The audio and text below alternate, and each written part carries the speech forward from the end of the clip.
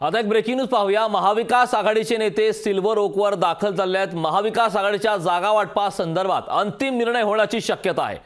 Silver ओकवर 1 तासापासून खलबतं सुरू आहे। महाविकास आघाडीचे नेते सिल्वर ओकवर आहेत। काँग्रेसचे प्रदेशाध्यक्ष नाना पटोले देखील त्या ठिकाणी असल्याची माहिती मिळते।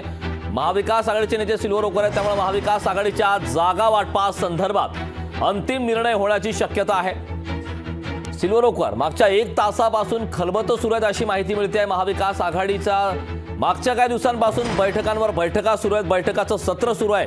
मात्र जागा वाटपा संदर्भातला तिढा काही सुटत नाही। मात्र त्या संदर्भात आता महत्त्वाची बैठक सुरू आहे। याबाबतची ताजी अपडेट देण्यासाठी माझी सहकारी ज्योत्सना गंगणे आपल्यासोबत जोडलेली आहे। ज्योत्सना, महाविकास आघाडीचे मागच्या काही दिवसांपासून बैठकांवर बैठका सुरू आहेत, बैठकाचे सत्र सुरू आहेत। मात्र जागा वाटपा संदर्भातला तिढा काही सुटत नव्हता। आता त्यावर अंतिम निर्णय होण्याची शक्यता आहे। सिल्वर ओकवर महत्त्वाची बैठक सुरू आहे। काय सांगशील याबद्दल सविस्तर?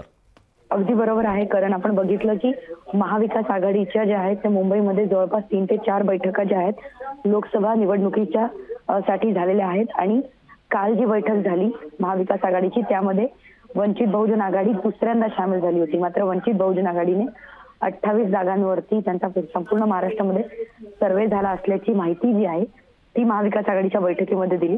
एवढंच नव्हे तर जी 27 तारखेला बैठक होती त्या बैठकीमध्ये सुद्धा प्रकाश आंबेडकर जे आहे त्यांनी पुण्यात सभा होणार आहे याचं कारण देत ते महाविकास आघाडीच्या बैठकीला जे आहे ते हजर झालेले नव्हते।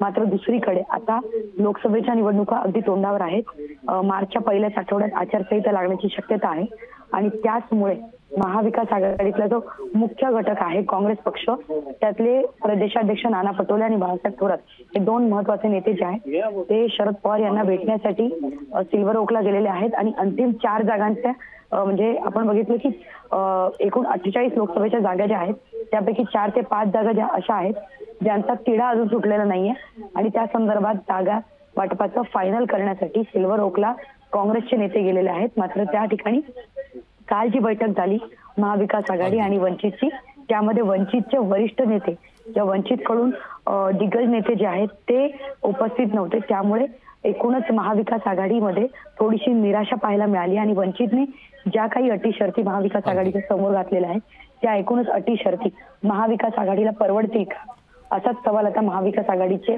नेते एकमेकांना विचारतात। आणि त्यामुळेच आता लोकसभेच्या काही जागांचं तरी फायनल जे आहे ते एकत्र मिळून महाविकास आघाडीने केलेलं आहे। त्यामुळे खरं तर या बैठकीच्या माध्यमातून जागा वाटपा संदर्भात अंतिम निर्णय होईल का हे पाहणं महत्त्वाचं आहे। खूप खूप धन्यवाद ज्योत्सना या सविस्तर अशा माहितीसाठी।